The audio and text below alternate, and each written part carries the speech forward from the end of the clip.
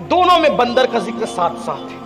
अब्दुल्ला इब्ने मसूद ने कहा, या रसूल अल्लाह, जिनके चेहरे सुअर और बंदर की तरह हो जाएंगे कब्र से उठते वक्त, तो क्या वो लोग कलमा नहीं पढ़ते होंगे, यानी काफिर होंगे वो? कहा नहीं इब्ने मसूद, वो कलमा पढ़ते होंगे। क्या कुरान को अल्लाह की किताब नहीं मानते होंगे? कहा कुरान को अल्लाह की किताब भी मानते होंगे। आपको अल्लाह का रसूल नहीं मानते होंगे? कहा मुझे अल्लाह का रसूल नहीं मानते होंगे। फिर भी उनके चेहरे सुअर और बंदर की तरह या कुत्ते और बंदर की तरह हो जाएंगे कब्र से उठते वक्त। हुजूर उनका गुनाह क्या होगा? फरमाया वो दो काम करते होंगे, म्यूजिक कसरत से सुनते होंगे, म्यूजिक गाने म्यूजिक कसरत से सुनते होंगे, और शराब का नाम बदल बदल कर पीते होंगे। फुंसी हो जाए चेहरे पे, घर से बाहर निकलने शर्म आती है। जब सुअर और बंदर की तरह चेहरे हो जाएंगे तो महशर में क्या मुंह लेकर आएंगे?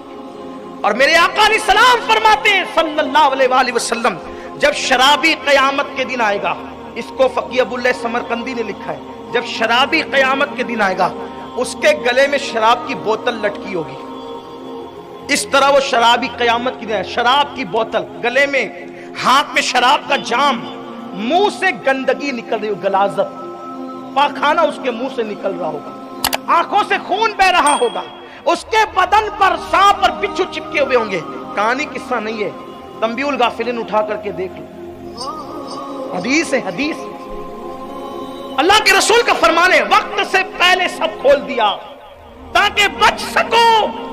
हमारी माएं हमसे जितना ज्यादा प्यार करती है उससे ज्यादा हमारे नबी ने हमसे प्यार किया, हमने एहसास ही नहीं किया।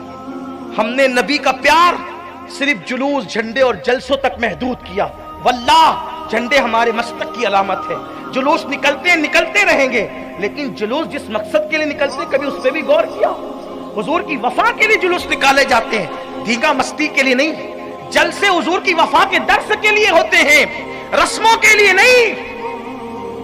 हमने सारी चीजों को रस्मों के हवाले कर दिया। कभी सोचा हमने? एक शख्स ने रसूलुल्लाह के मजार पर, हुजूर के मजार के करीब आकर गर्दन झुकाई, गर्दन। फारूक आजम ने उसकी गर्दन में मुक्का मार के कहा अदब गर्दन झुकाने में सिर्फ नहीं है, इताअत के लिए पहले दिल झुका। जिनके दिल ना झुके उन्हें गर्दन झुकाने से कोई फायदा नहीं मिलने वाला। जिनके दिल ना झुके उन्हें गर्दन झुकाने से, इस मुनाफिकत से कोई फायदा नहीं।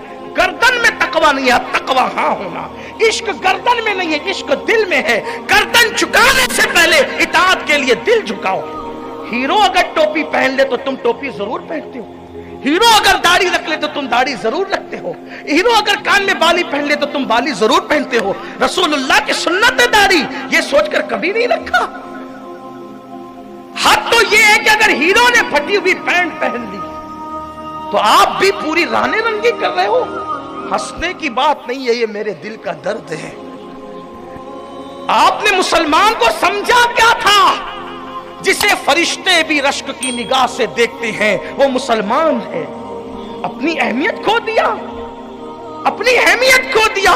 तुम क्या थे? शाहीन सिफत जवान कहा था इकबाल ने तुम्हें अपनी शायरी में मुस्लिम जवानों को, और कहा था कि सितारों से आगे जहां और भी है, अभी इश्क के इम्तिहान और भी है।